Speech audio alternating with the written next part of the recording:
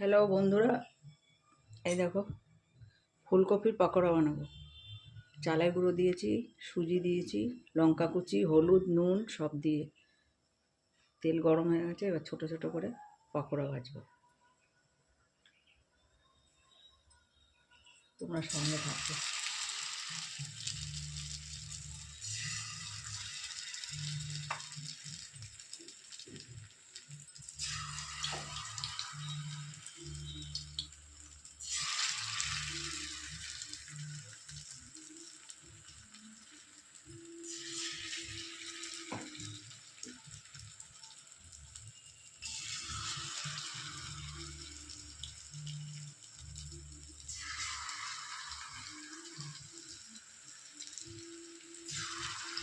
আগে একটু সিদ্ধ করে নিয়েছি ফুলকপিটা।